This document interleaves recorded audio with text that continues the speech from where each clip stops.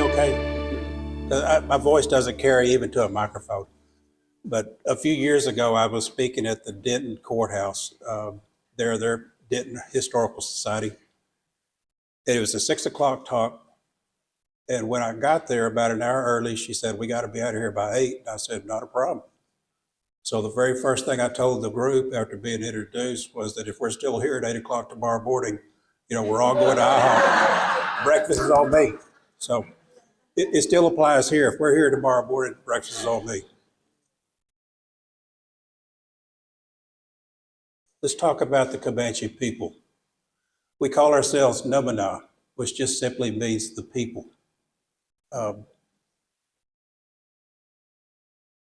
I took a look today, and since January, there are 574 federally recognized tribes in North America or in the United States.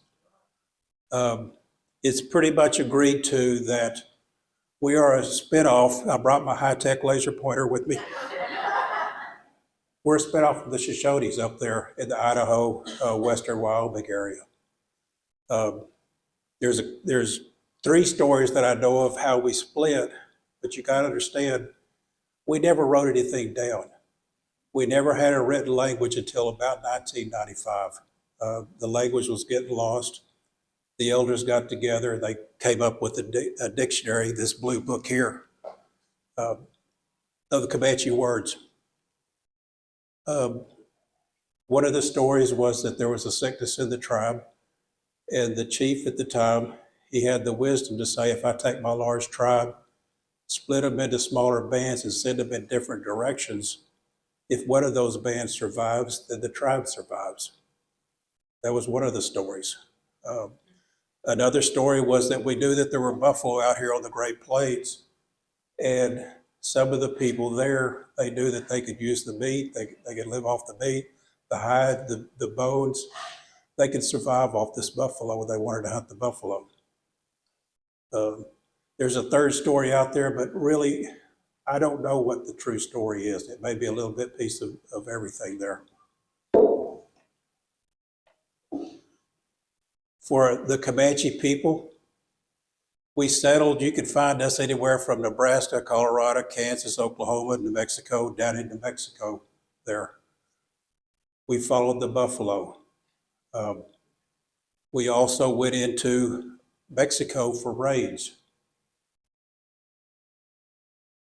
Why would we go down to Mexico? There weren't any buffaloes down there. Now, when I give these talks, these little 2-year or these little second graders, everybody's hand goes up and they want to answer, horses. The Spaniards brought their horses to North America. But we also went into Mexico to steal people. At that time, people died at an early age. It was just a way of replenishing the numbers in your tribe. And Cynthia Ann being the greatest example of that. For us, the horses, we were the dominant tribe out there on the southern Great Plains, simply because we learned how to hunt, we learned how to fight from the back of a horse. It was like stealth technology back then. Everybody else fought on foot, and we just dominated. We pushed those Apaches into New Mexico and down into Mexico. They were actually out in West Texas. We just moved them off. Typical Comanche male.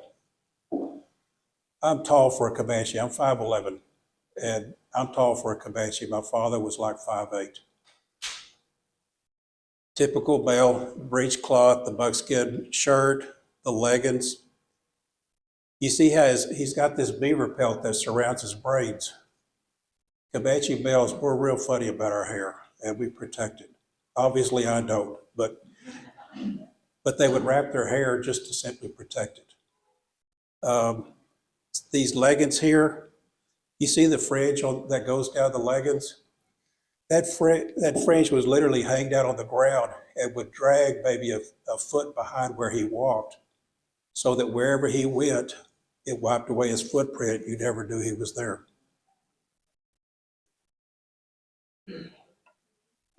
Comanche lady and her two children, modern day stroller, the papoose.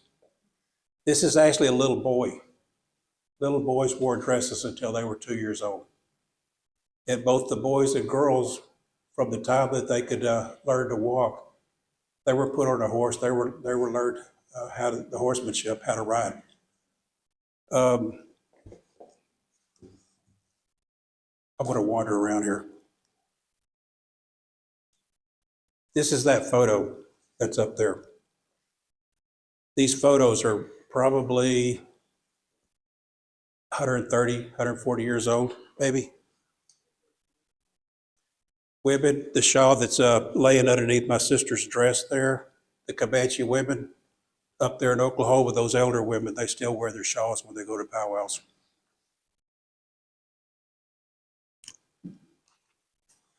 This is a buckskin dress, similar to this. It's a buckskin dress.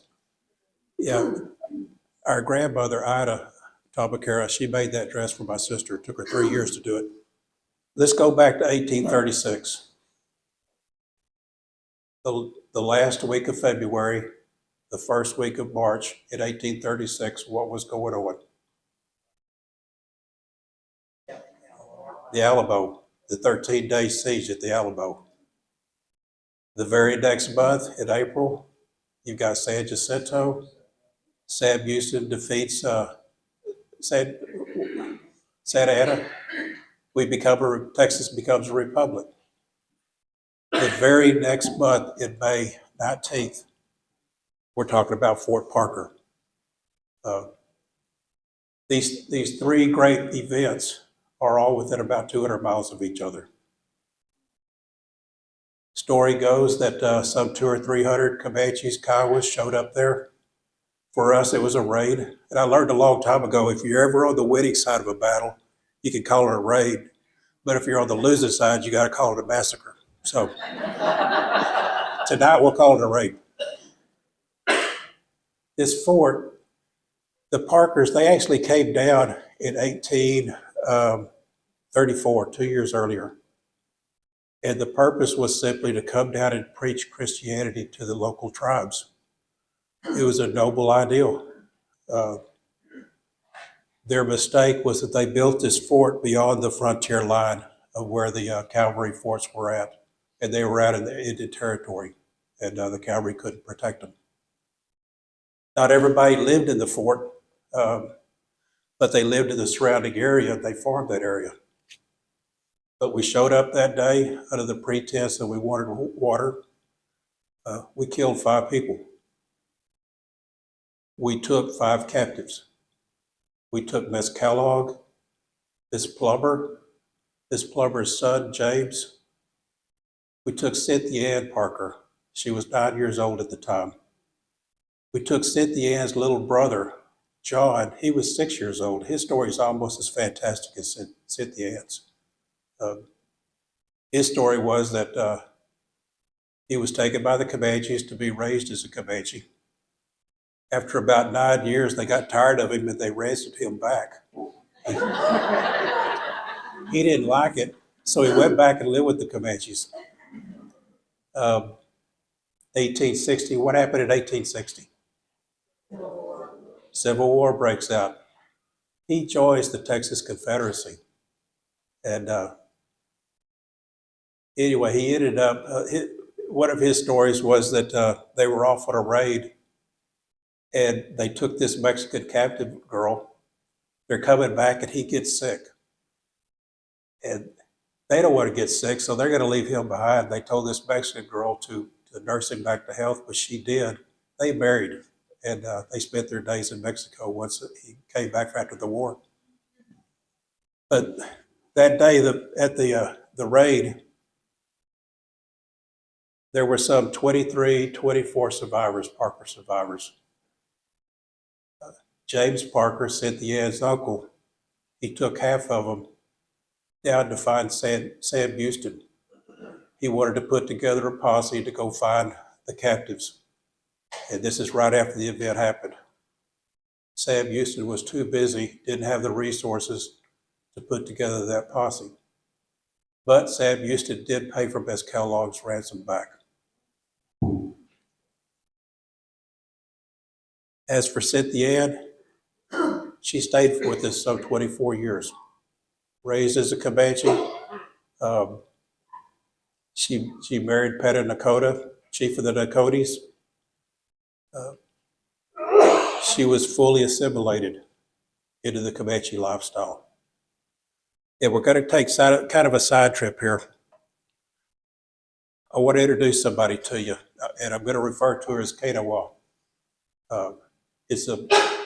Our custom is that when somebody passes, you don't speak their name in public. Family members can talk about her name, can use her name, but in public you refer to them as Quanah, which is a term of respect for somebody that's passed on.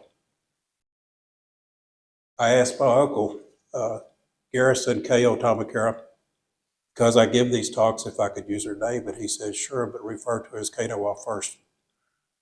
Her name's Anna Tahmahkera. She's my father's Aunt Anna. She passed this last year at the age of 104. Her significance to me was that I would drive to Oklahoma and I'd sit in her kitchen or would sit in her living room, and all day long she would just tell me old stories. Her significance is that her mother passed when she was 4, and Tope, one of Quanah Parker's wives, took her in and raised her. So she's got these inside firsthand stories that she shared with me.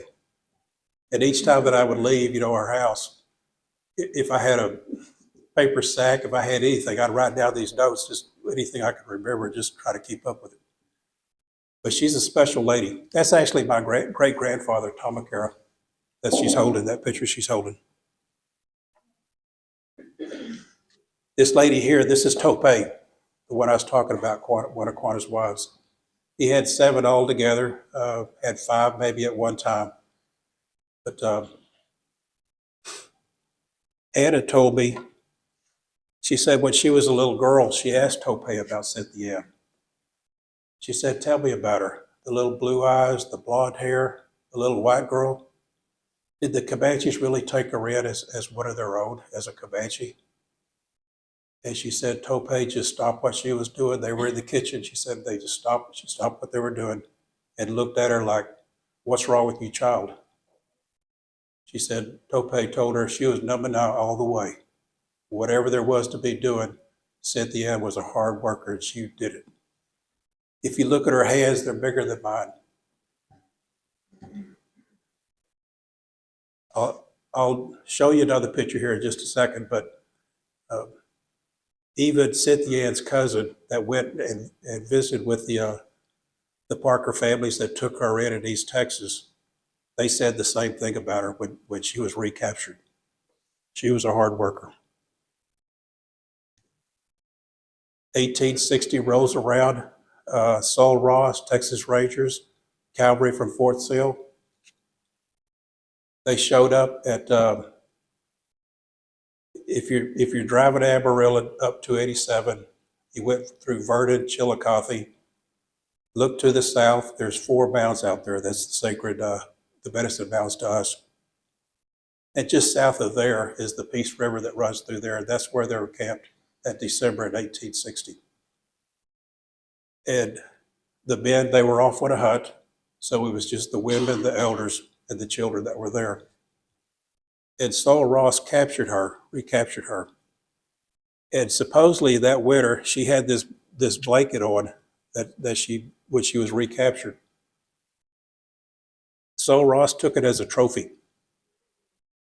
And it was eventually around 1974 finally donated to the Fort Worth Museum of Science and History.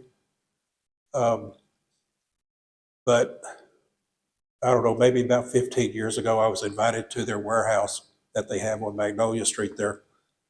And they had that robe there. And it was just on a shelf covered with a sheet. And it was just an afternoon where they allowed me and my sister to go see this. This is Tom Saunders. He's a Parker County rancher, or was a Parker County rancher. Me, one of the museum directors. This is my sister. I don't know what that polar bear is trying to tell her, but he is adamant. Yeah, it was that string was about an inch over the hide, and then they had a sheet over it. Then of course it's indoors or climate controlled. But this is the robe itself. The picture doesn't do it justice because it's vibrant green, yellow, red. And the really neat thing is that last fall, the museum reached out to me and told me that they wanted to put that robe on permanent display. And would I help them write, the wording for the description of it, which I did, being Dakota Burgess and uh, another gentleman from the Parker side of the family. If you want to go see it, it's at the museum on display. It's there. Yes, ma'am. Does that tell a story, or what are the designs represent? I don't know, but you got to wonder: did Dakota paint this? Did Cynthia? These look like teepees here. If we go back, I don't break this thing. In the center, I don't know if that's the sun, if it represents our Creator. I don't know, but the symbolism, it did have meaning.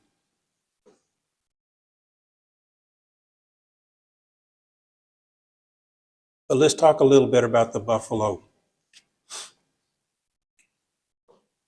When I was a child, we would go visit family in Oklahoma. And on my dad's side of the family, they only spoke Comanche. That's, Dad, his first words were Comanche.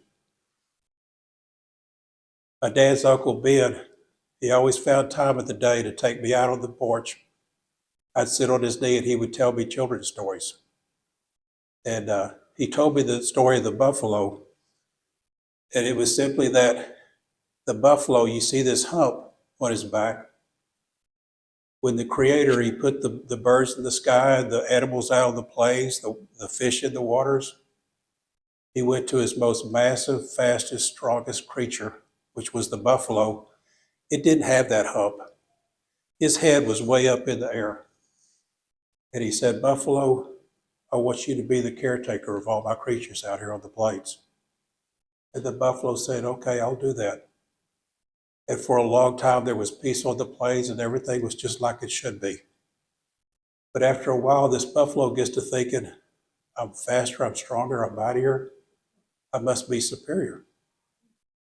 And he started to neglect the other animals. More time goes on and his heart, it just got harder and harder, and he became hostile. He's thinking, I'm the superior animal out here.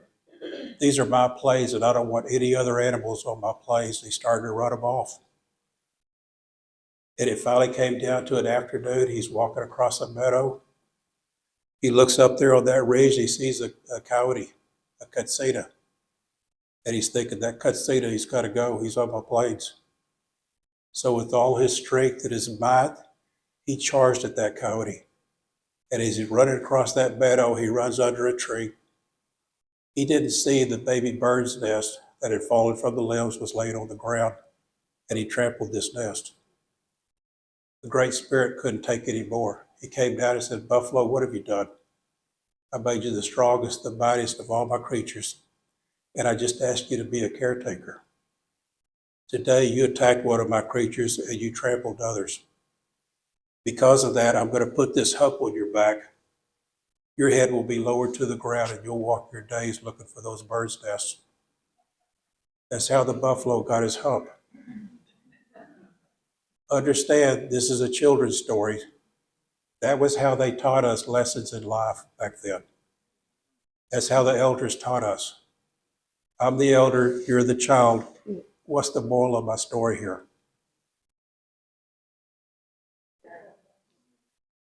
Humble, be humble? Sure. Yeah, we're put on this earth to care for each other. I got all kinds of those stories. I just remember being out there on the porch with him and him just sharing, each time I'd go, he'd share a different story with me. For the buffalo, it's estimated that at its peak, the buffalo numbered around 30 to 45 million in North America. This map was done by William Hornaday. He actually was with the Smithsonian Institute, and then later he was the director of the Bronx Zoo. And he had heard about these buffalo, and he wanted to bring some of them back. He did taxidermy. He wanted to bring some of them back and put on a display. He went out west, and he couldn't find them. He had to make a second trip out there, and he brought about a dozen buffalo back alive to the Bronx Zoo and started to herd there. But you see the red number, that's where or the red line, that's where you can find them. You know, around the turn of the century, these little dots with numbers, that's how many were left. It's estimated that the dots are how many that were left in the wild. Their total number was about 1,200, I think, before they almost went extinct. And didn't Teddy Roosevelt take some Yeah. photos that was that or that? Actually, Quanah was friends with Teddy Roosevelt, and he asked him to help save the buffalo that were there locally. Charles Goodnight, Molly Goodnight, his wife, they were credited with taking, at the time the buffalo hunters were killing the cows, and they were leaving the calves just out on the plains to starve. Molly, you know, she took pity on those calves, and she told Charles we need to take these calves in and raise them and save them. And they're credited with saving the herd down there around the Oklahoma, West Texas area.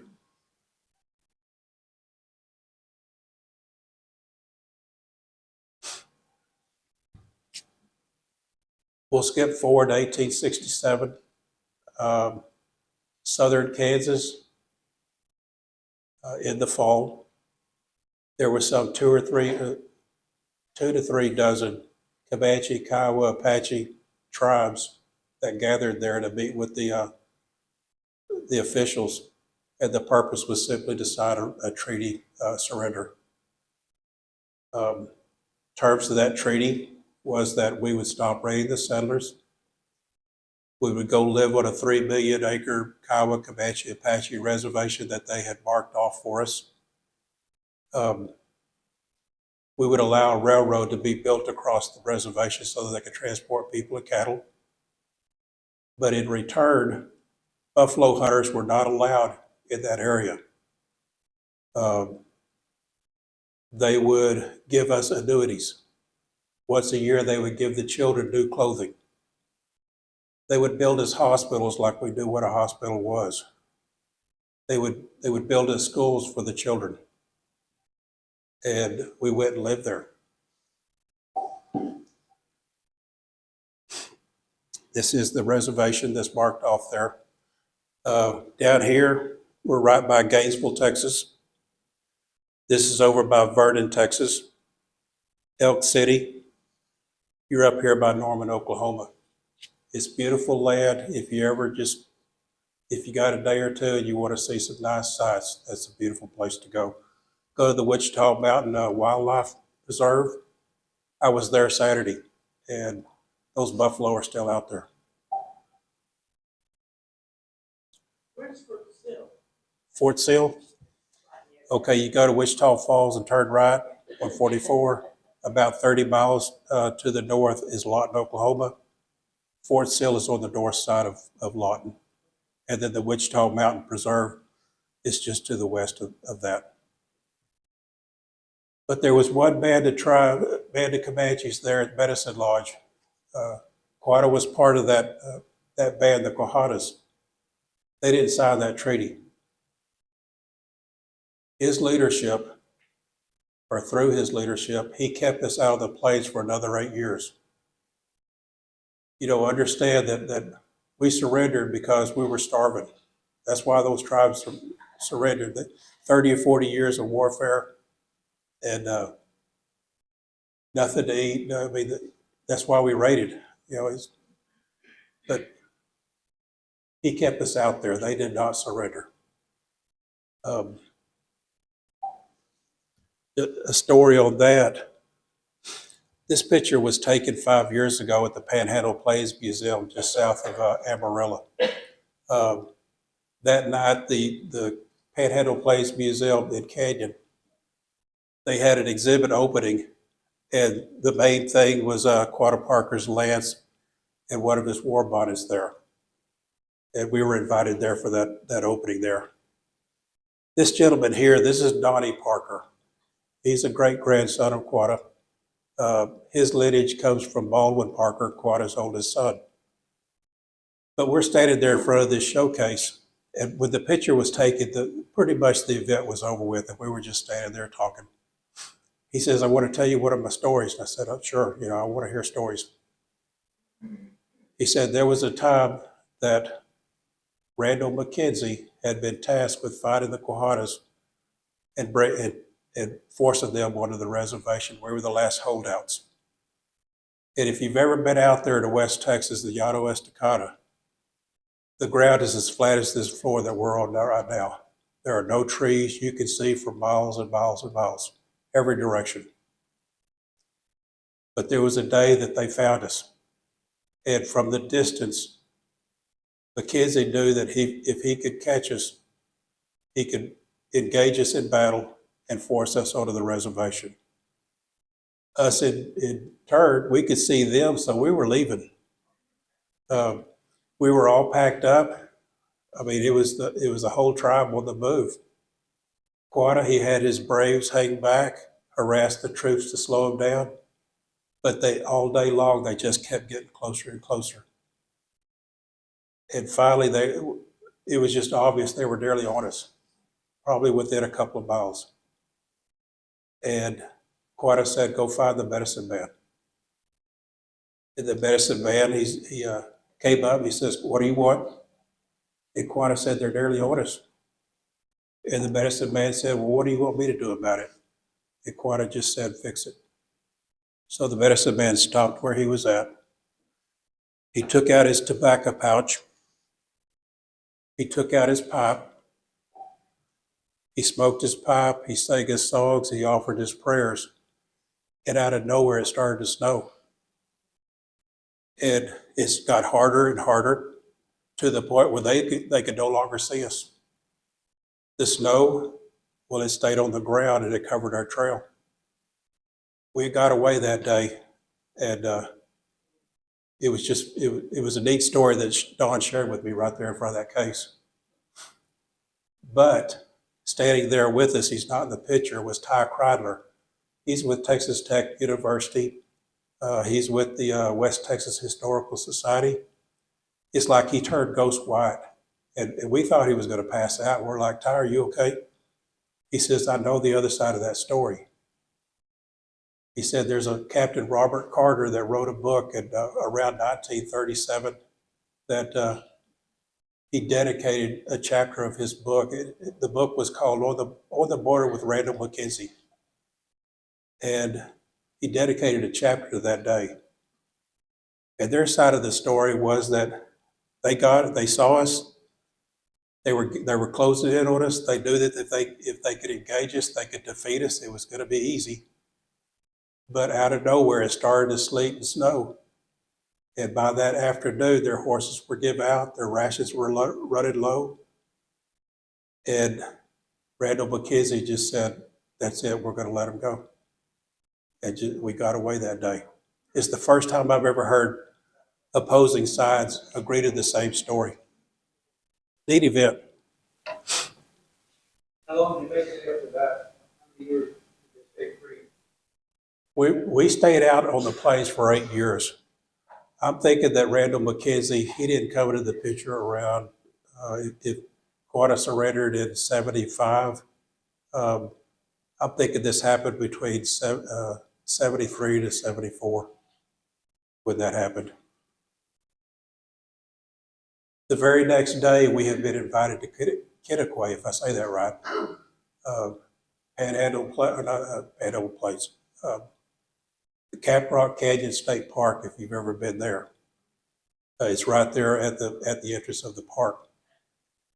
And they had asked us to come down there that day and do a cedar ceremony blessing of the buffaloes. This is part of that Good Night's herd there. And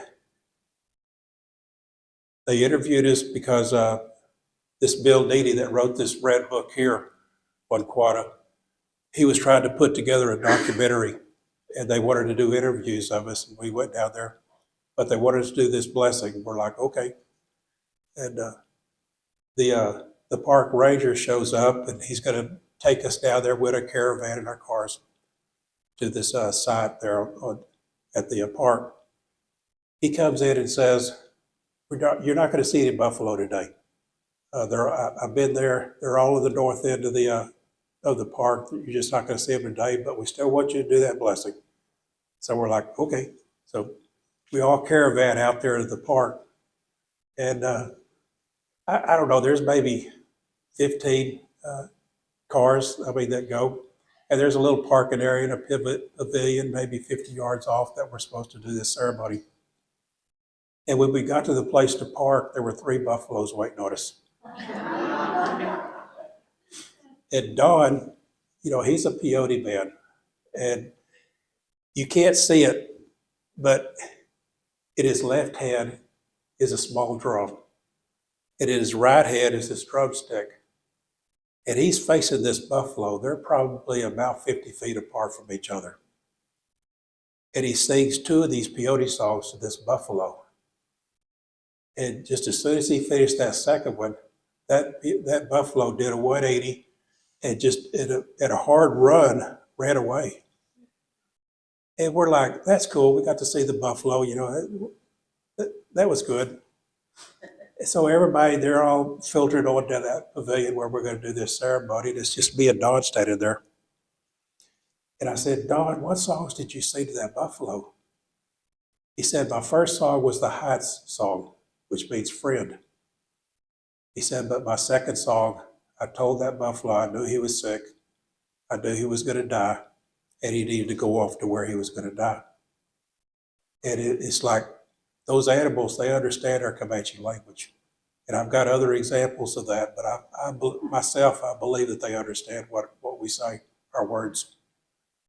But in full disclosure here, after the ceremony, about an hour later, we're leaving, and I see those 3 buffalo. They're off grazing to the side. He didn't die. Okay, I'm just saying that.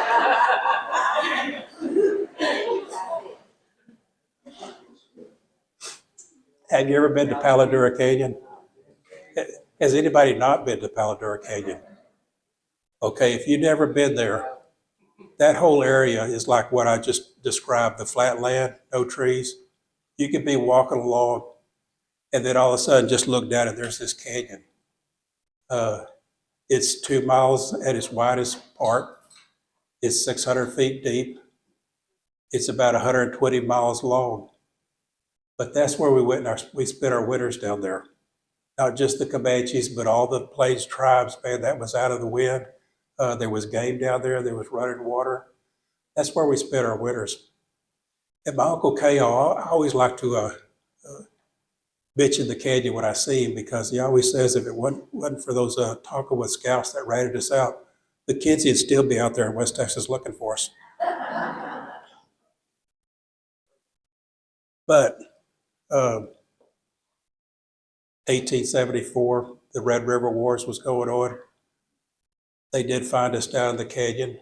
Quanah was not actually in the canyon at the time when he went down there, but he routed all those Indians out of the canyon. And we escaped by simply going straight up there. We had to leave our ponies behind, some 1,400 ponies. We left our food behind. We left our teepees behind. We left everything behind. We nearly starved that winter. Was that just Comanches that were there, or did all the tribes? All the tribes. There were several bands of different Cheyenne, et cetera, that were there. He surrendered in the summer of 75. The Quahatas, there were about 300 of us that he led onto the Fort Sill Reservation. And he told McKenzie when he surrendered, "We're not surrendering, our ponies are." He was a great leader, that he kept us out there on the plains for that long. He became a greater leader once we had surrendered, and life on the reservation. He helped transition us from the warrior hunter lifestyle to life on the reservation. And when the reservations were broken up or at the round, Oklahoma was going to become a state in 1907, 1900 to 1907, he helped us become Americans. Totally two different worlds. One of the very first things when he surrendered was simply ask, what happened to my mother? We're off on a hunt. We come back, our camp's been raided. She's gone. I don't know what happened to her. And the agency man said, Quanah, I don't know, but I'll write a letter of introduction. I know that there's Parkers that live in East Texas. You go visit them and they'll tell you what happened. And that's what he did. He spent quite a bit of time with them. He learned to speak English simply by being around them. Because they were Parkers, out of respect, he took Quanah Parker as his name, out of respect for his mother. In time, the Kiowa Comanche Apache Reservation, the government officials assigned him as the principal chief of that whole reservation. He negotiated leases with the ranchers, the Burke Burness, the Wagners, the Goodnights. He negotiated leases with them. Story about Goodnight was that Goodnight wanted to run his herd through the reservation to the railroads up north. And Quanah said, okay, but I'm going to charge you for that. Goodnight said, I'm not going to pay that. So Quanah said, go around. And he did. He lost so many cows going around the reservation that the next year he paid the fee, which was simply, he didn't give us money. Quanah charged him in beef. Quanah was making sure that our people were fed. It wasn't about being rich. It was simply about taking care of his families. Quanah was friends with Teddy Roosevelt. Here, that's Quanah right there kneeling. This picture was taken for the 1905 wolf hunt. Teddy Roosevelt had heard about this Jack Abernathy. This gentleman was known for being able to capture wolves and coyotes alive, and he would sell them to the zoos back east. And how he did that was wrap his arm in a heavy leather, and when the wolf or whatever bit him, he would wrestle it to the ground, tie it up, and then sell them to the zoos back east. Teddy heard about that. He just had to see it for himself, so they put together a wolf hunt. The rest of these gentlemen, some of them were ranchers, some of them were Texas Rangers. They respected Quanah so much, those ranchers. Quanah told me, he says, I've got all these wives, I've got all these children. I want y'all to build me a house. And they didn't actually build the house, they paid for the lumber. It's called the Star House. It's at the base of the Wichita Mountains. It's called the Star House.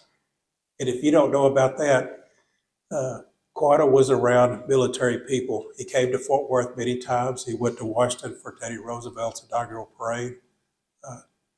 Is at Fort Sill. He knew that the more stars you had on your shoulder, the more important you were.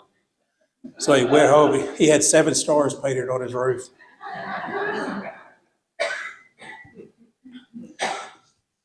This kind of give you the layout of the land here.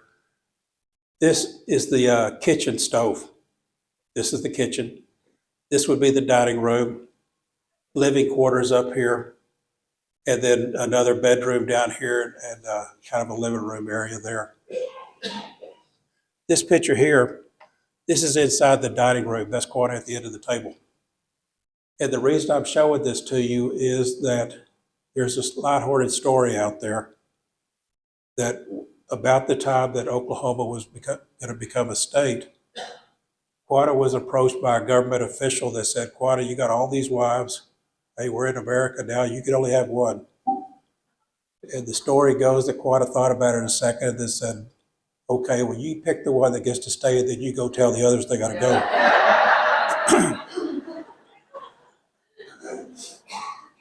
That's the lighthearted story. Tope told Anna that that was basically true, that what that man told Quanah was true. But what it did, it angered Quanah that he would do that.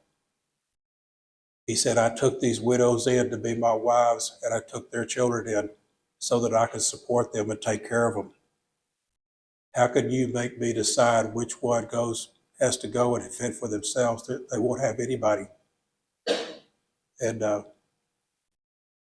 Tope told Anna that day he called all the wives into this dining room, and he said, if any of you are not happy here, living under this roof, come to me and we'll talk, and I'll decide if you can go. Anna, when she told me this story, she smiled. She said, one of them left, but I'm not going to tell you which one. Quanah was looking after them. If she came to him and they talked and she had a way she was going to be taken care of, he would let her go. Now, he didn't father all these children. These widows, they had their own children at the time. Interesting story that Anna shared with me. I've been to that house and I keep hoping that the government will buy it and take better care of it. It's not a Herbert Wisner bought it from Quanah Parker. I believe Quanah was the one that inherited that. And when Herbert died, he willed it to his nephew and niece. They had it, and the tribe offered him $1 million for this house, and the guy said, "Okay, I'll sell it, but I still want complete say over what happens to the house." But that's not going to happen. Anyway, the house is about ready to fall in. There's a giant hole over the stairwell. Texas Tech University has gone in with their laser beams, and they have scanned the whole house, and they can build an exact replica of it if need be. But I personally don't believe that it's ever going to be restored. I know that a couple of months ago there was a talk of they finally found the funding to do it, but nothing's happened since then. Who knows?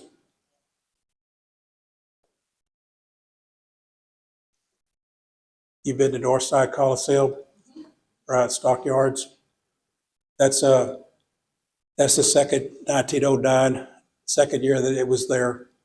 Quanah and the White Horse here. About 3 different braves that were with him. I actually saw a letter that was given to him that day that he showed up for this. And it basically said, "This is where your tribe's going to camp on the Trinity River. If anybody leaves that area, we're going to arrest them and throw them into jail."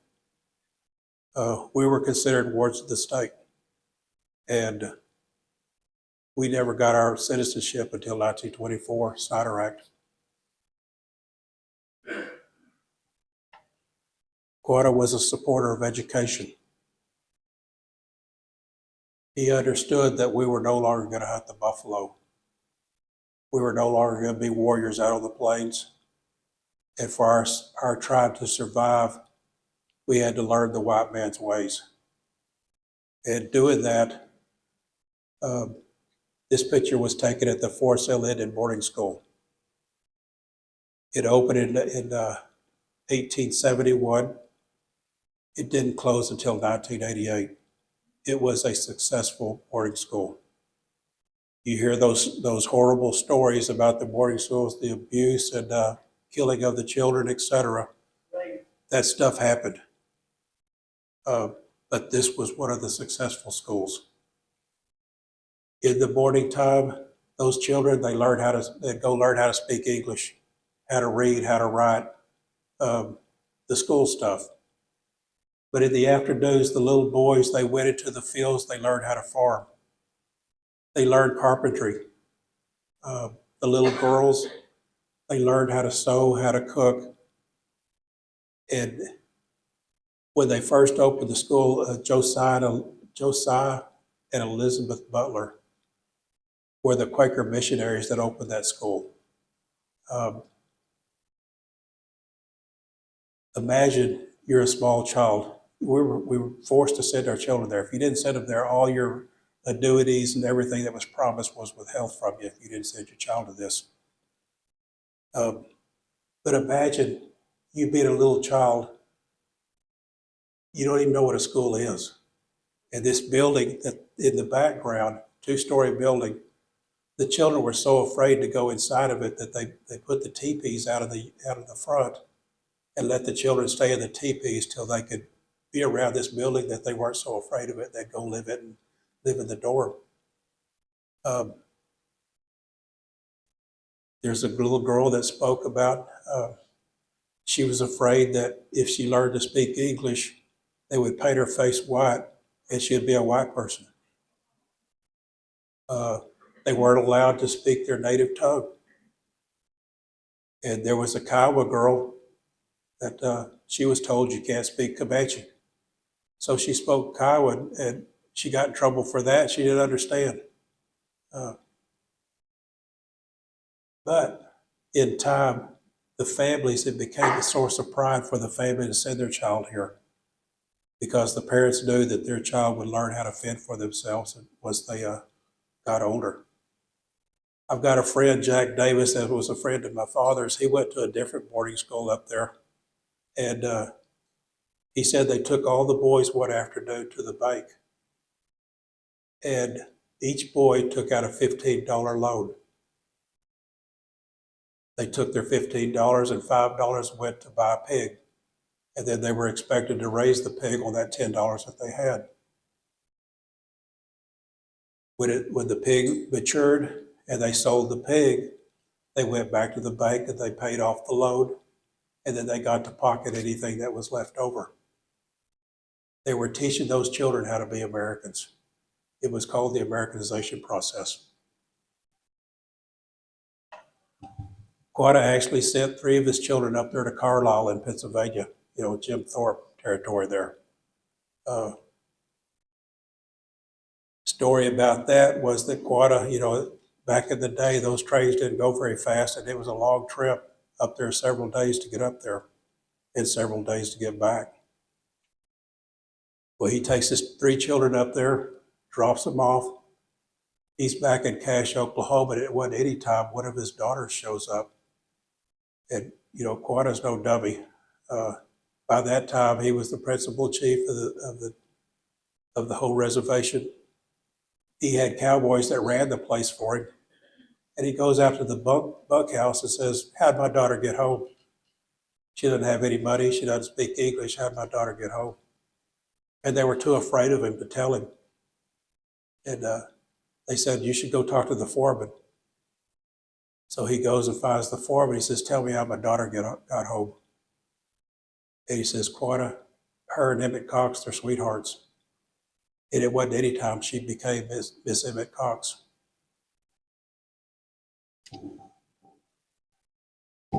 But Quanah did something that was unique. He took his second oldest daughter here and he told her, "You're not going to go to school. I do not want you to speak English. I want you to dress only as a Comanche. I want you to be the one in our family that keeps our Comanche customs so that it won't get lost." This is Baldwin Parker, Quanah's oldest son there. Donnie Parker, the one that I told you, that there in that showcase, he comes from that lineage there. This is Quanah Parker here. But that second oldest daughter, well, that's my great grandmother, Wioti. I remember her. I think she passed in 1966. She was a sweetheart. I got a couple of stories. I'll just share what I'm with you. It was that when we go to her house, she had no electricity. If you wanted water, you had to go down the front yard and pump it out of a well. And for whatever reason, the family decided she needed a telephone. So they run a line to the house. They put a phone in there in the living room area. And one day, her son, Ben, the one that put me on his knee to tell me these stories, he calls her. His place was right next to hers. And so the phone rings and she goes in there and she answers. He said, "It's me, Ben. They're talking to Comanche." And she says, well, what do you want? He says, my dog. Have you seen my dog? He raised hunting dogs. And she says, yeah, he's just right out there on the porch laying down. And he said, well, call him to the phone. She goes out on the porch, she brings the dog inside, holds the receiver down to the dog's ear, and he yells out, Kimasani, which means come dog. The dog hopped up, spun around, ran out the door, and ran home. You know, that's a true story. Even our dogs talk Comanche. Yeah. On the picture of the children, did you say one is what? Wakia was Quanah's wife, and she was the mother of Wioti. So that is my, yeah. We were. Whoops, went too far. Yeah, So he just sent me some more. I have a picture. she's my great-grandmother, That's, okay. and you're related to her as well? Or your uncle is? They're married. My aunt married. Okay, yeah. You know But that- Quanah and Wakia were husband and wife, Right. and, you know, those are their children, some of their children. I was just trying to figure out Actually, he had like 5 daughters. I thought that's what you had said, and I was looking, trying to December, you sent me. That dress, if you ever saw her, she had that same black and white polka dot dress. She always had that hair down. I just,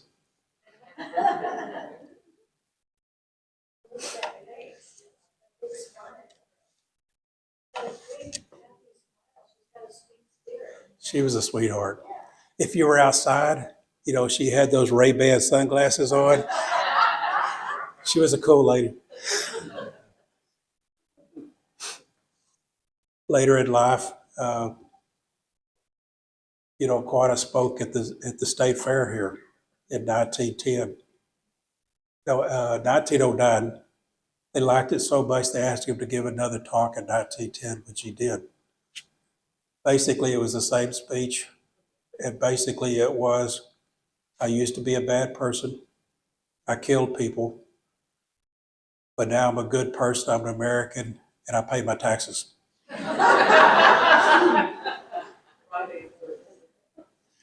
But Quanah never stopped being the good son. Cynthia, she was buried out there in East Texas near Van Zant County. He always wanted to bring her remains up there to Oklahoma, where the Comanche people were located. He always wanted to bring her back. And he was finally able to do that, 1910.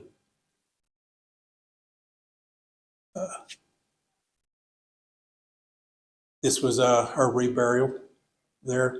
The casket, I mean, it was just her bones. So the casket might have been from here to here. It was just a little box. How were they buried? Were they just in a kind of shroud so that there was no wooden casket, or was it actually a wooden casket? That's a wooden casket there that they're carrying. How was she buried originally? I don't know. I've seen a stone that marked where she was buried, but I assume that it was a casket. You know, it's the Parkers, I mean, that buried her. December 1910 is when she was reburied there at Post Oak Cemetery. Post Oak Cemetery is probably about 15 miles west of Lawton, Oklahoma. 2.5 months later, he passed himself, February 1911. And he was buried right there next to her. Was she the number 1 wife? That was his mother. Oh, mother. Oh. Yeah. I'm surprised there's no- Wikia was his first wife. My great-grandmother, my great-great-grandmother was Wikia. Say it again. Was she buried next He was buried next to her. He was buried next to his. No, actually, they're buried at we have a Comanche cemetery there just outside of Cache, Oklahoma. which is where I want to be buried when I die, because that's where most of my relatives are located. What is Cache close to? Cache is about 10 miles west of Lawton, Oklahoma. There's a big Apache cemetery up there too. It always interests me that none of the Indians buried there, they all had American names and they all, become Christians. So none of the tombstones, all those children and all those wives had. Quanah became a Christian, yes. He practiced the peyote religion, but yeah, he converted to Christianity as well. People still thought so highly of Quanah. He passed in 1911. In 1926, Congress appropriated funds to build him a monument. And it took nearly 4 years, but this picture was taken at the unveiling of the monument itself. This is Baldwin Parker, his oldest son right there. And I've given all these talks all these years, and one of my friends, childhood friends, was sitting in the group, and after it's over with, he got on to me, he says, "You don't have any pictures of your dad." I said, "Okay, well, I'll throw a slide of my dad in my presentation." This little guy right here, that's my father.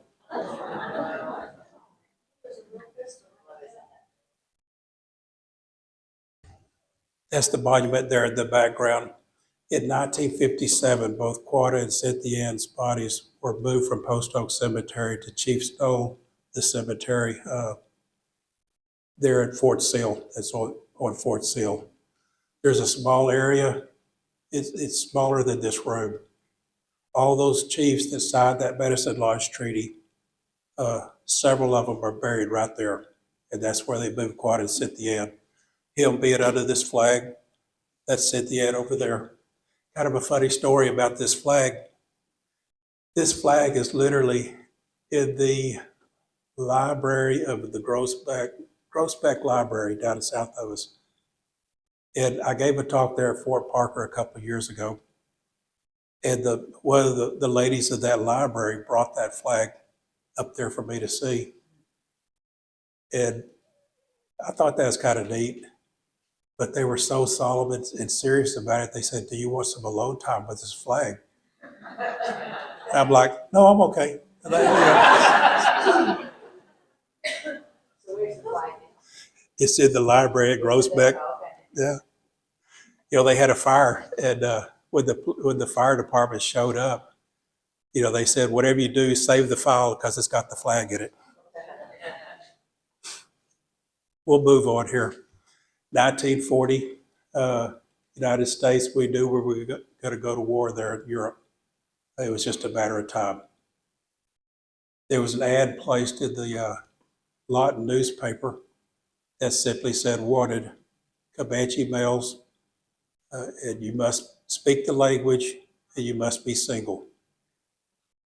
And what they were doing was recruiting code talkers. The Navajo code talkers that were Marines, they were recruited in 1942 after the war started. They went to the Pacifics. But the Army is the one that recruited the Comanche code talkers. There were 21 that signed up. 17 of them went to war, and all 17 came home. Kind of a funny story about it. I got funny stories about those guys. There was a small group of them that went to Fort Sill one Friday afternoon, to do their physical. And they all passed their physical except for one. He was too small. And the private said, "We'll take all you guys, but the little one, you're too small, we can't take you. You don't weigh enough." And the other guys, they said, "You don't understand. If he doesn't go, we don't go." And they get into this argument. And it got to the point where the officer comes out of his office and he's wanting to know what's going on here, why y'all arguing? And the private says, "Sir, they all passed their physical except this little one, and he doesn't weigh enough." So the officer thinks a second, he says, "Okay, this is Friday afternoon. I want y'all all to go home, And you, the little one, all weekend long, I want you to drink water and eat bananas. So that's his job. That's his task. So Monday, they all go back, and sure enough, he still doesn't make weight. And we're back into this argument. And the officer comes out of there, and the private says, "Sir, he still doesn't make weight." And the officer thinks for a second. He says, "Okay, you, the little one, get back on the scales. Private, reweigh him." And the private reweighs him, and all of a sudden he made weight. And the private looked down, and there's that officer's foot on the scales. True story. The officer told that little one, because they think so highly of you, you know, you're going to Fort Benning for your basic training. You're the one that's going to be in charge to get all your buddies to Fort Benning. When they went to Fort Benning, normally it was a 4 to 5 weeks of basic training. These guys, they finished it in 2. You see, the very first morning when the drill sergeant comes in and he flips on the line, and he thinks he's going to roust everybody out of bed. Well, they had already made their bed. They were already wearing the uniform. They were standing at attention waiting for him. You see, they went to the Forest Hill Indian boarding school, and they learned how to march, how to wear a uniform. They knew all that stuff already. There was a day that they told their drill instructor, "We don't know how to swim." So he says, "Okay, you know, go down this road. There's a pool down there. The instructor, you go down there, find him, and he'll teach you how to swim." So off they go. And they never came back. And that afternoon, he goes to find them, and sure enough, they're diving off the diving board. They're lollygagging. They just wanted to go swimming. You know? These stories that I'm sharing with you, Charles Chabitty, he was the last surviving Comanche code talker. And my dad called me one weekend many years ago, and he said, "I want you to meet this gentleman," which was Charles Chabitty. And we were at a powwow, and we sat under these giant cottonwood trees, and he just rolled off these stories one right after another that afternoon. It was so neat just to spend time with that gentleman, the things he had to say. D-Day, the Comanche code talkers, we were on the Utah beach. The very first message off Utah Beach to the ships was in Comanche. And the story was that the message was, you know, we're 2, maybe 4 miles away from where we were supposed to land. We're taking heavy artillery. We need help. And from the ship back to shore, the message in Comanche was, "We know where you're at, now get going." They were with Patton in the Battle of the Bulge. They all came home.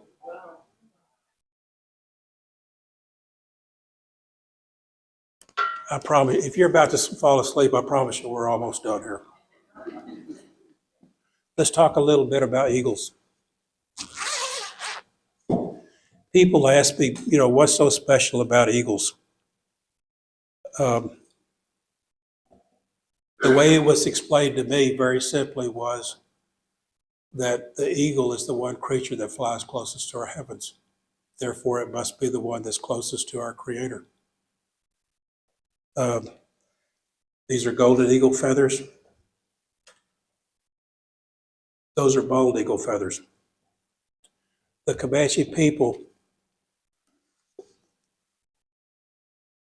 while we place great importance on these feathers, either bird, these have more higher importance to us because the bald eagles have been known to eat their young, and golden eagles will not.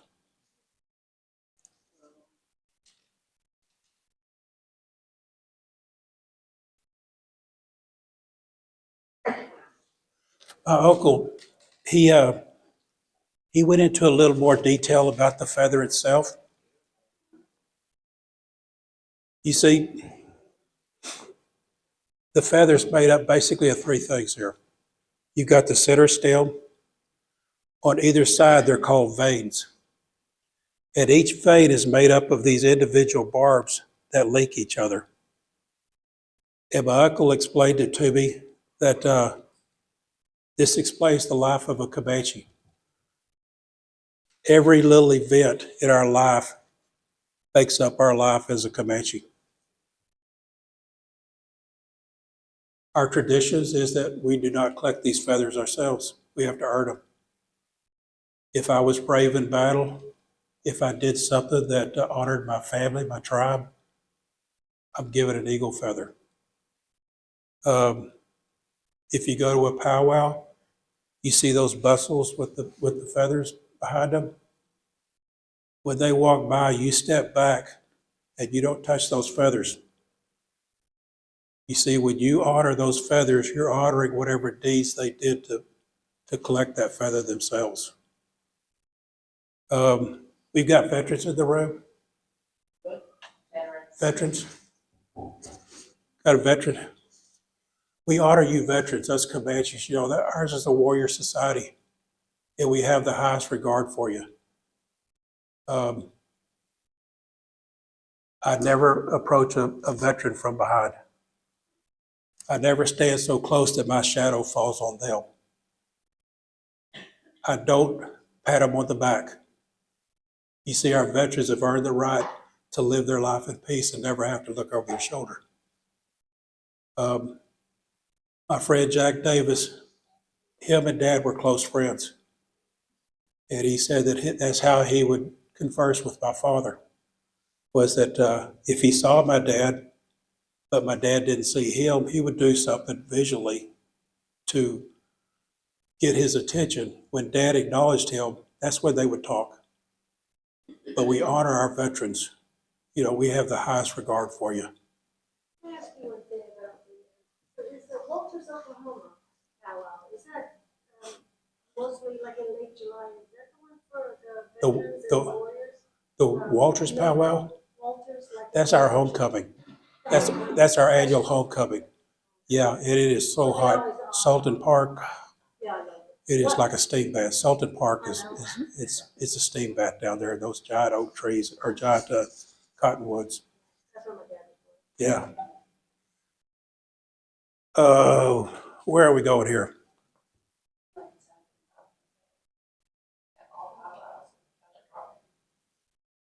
I don't know what you're talking about.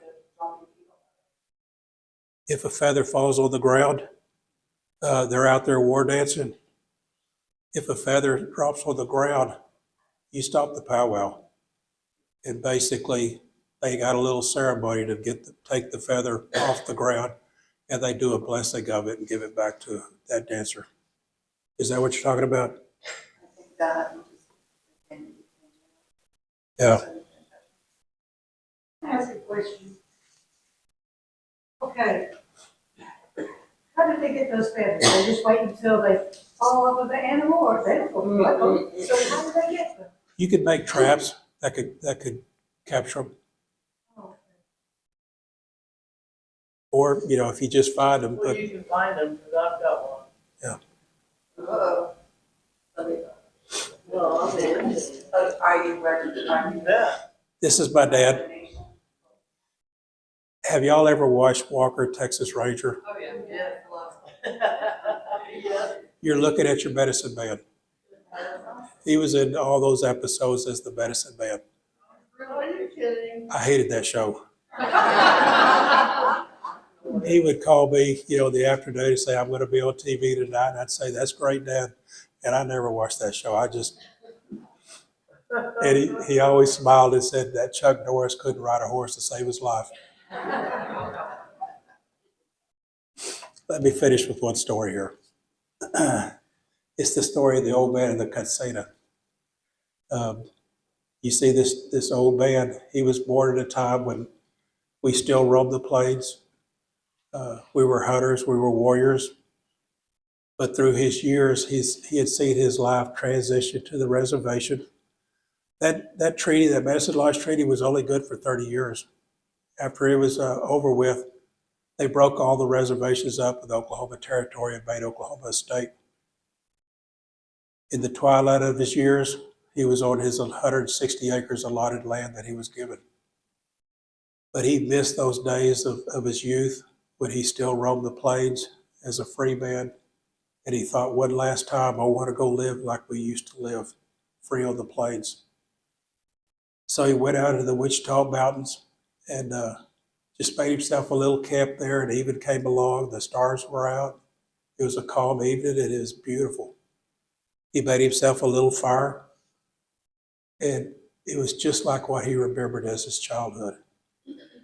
But he hears something in the darkness, and he calls out in Comanche. He says, "Ha, Badaway." Yes, hello, who's out there?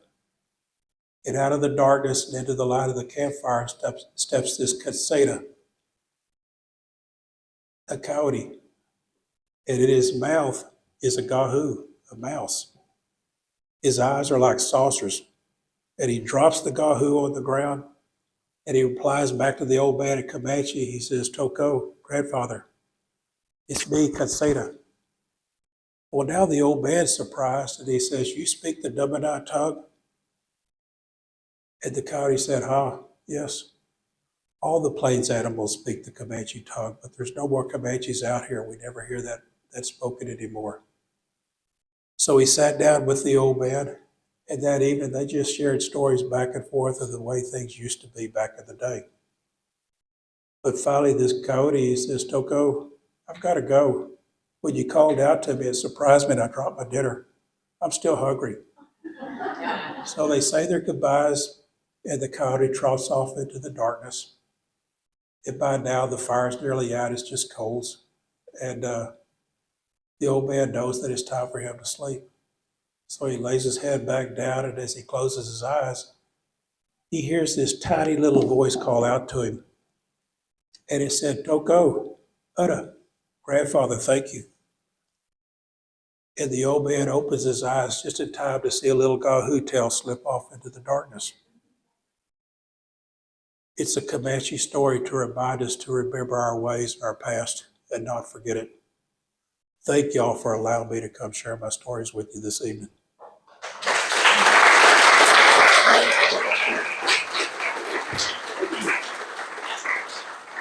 Y'all have questions, or let me get my laser pointer here. Wait, I need a new battery. Oh, it's okay. When y'all were in Colorado Canyon, and you said other tribes from the plains also. Yeah, Cheyennes. All the tribes got along, I mean, y'all were there. We didn't always get along, but when you're at war with the United States, you're going to make allies with anybody you can. So yeah, we got along at that time. What else? Thank y'all for allowing me. Okay, go ahead. If your people have not lost their freedom, if y'all have not lost your freedom when you did, and do you think that at some point in time, as the United States will still assimilate into the American culture? No, it was a done deal that we were not going to roam the plains. It's called Manifest Destiny, and that was going to happen. And actually, Congress, they did debate whether to annihilate all the Plains Indians or all the Native Americans, because this was their America now. For the Comanches, wherever I'm standing, this is my land. But if I travel 20 miles, that's my land. If I travel further, that's my land. Where I'm standing is my land. It's not like the people now that I bought this land and nobody else can have it. You had a question? Oh, you have a question. Also, in reading, and I read a book about the Comanches. Yes, sir. And I was wondering if you could tell us what is the best book that you would recommend? And I read the Empire of Someone Woman. Comment on that. Now see, this guy's, he's baited me. He's baited me here. Okay, who's read the Empire of the Sun? Empire of the, John, that was great. okay, I'm telling you from my perspective here. I was offended by that book. Oh. I tried to read it 3 times, and it stereotyped us. It described us as savages. The events were wrong from what I was told. the West Texas historians, they laugh at the book on the events that he describes, how they really happened. But it is a fantastic book to read. They're actually trying to make, or it is going to be a movie that you could watch. But it talks But about it- all the tribes, and that's what makes it so Yeah, interesting. he interlaces everything that's going on in Texas in the area. But for me, the stories and the things that I learned growing up are inaccurate. And this is a personal view only. He's a great writer, and he wrote a great book. If you take it from that angle, just like The Searchers, John Wayne, that movie, supposedly about Cynthia Ann, kind of centered around, the story of Cynthia Ann, how inaccurate it was. If you take it in that context of is it for entertainment, it's a great book. But for a history book, somebody that's my family lived those during that time, it's offensive to me. I'm sorry, but So that's a yeah. This book right here was written by Bill Neely. Both the Comanche people and the West Texas historians believe that this is the most accurate history of Quanah Parker and the Comanche people. He really did his research. I know Bill. He's a good guy, and it is a great book to read. If you want to know about the Code Talkers, this book goes into detail about them. I also have this blue book up here. It's actually our dictionary, a later version of it. But the first half of the book, you look at Comanche words translated into English. Second half of the book are English words translated into Comanche, if you want to look them up. Did I answer your story?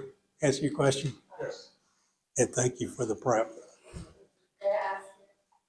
Well, thank y'all very much. I'm sorry. So if you want an entertaining story, you would know Rise the Wind. My father was a fan of that book. what's it called? It's called Ride the Wind. What was her name? It's St. a- Croix? I think her last name was St. Croix.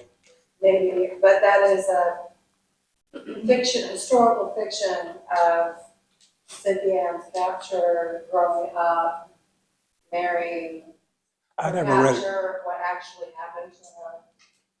I never read it myself, but my dad was a real fan of that book. She did not want to go. Thank y'all very much. Lance, thank you. When you're,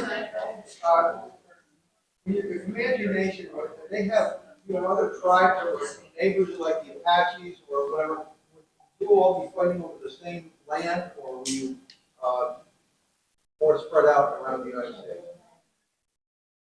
We were at war with the Apaches, but we became the dominant tribe out there, and we pushed those Apaches into New Mexico.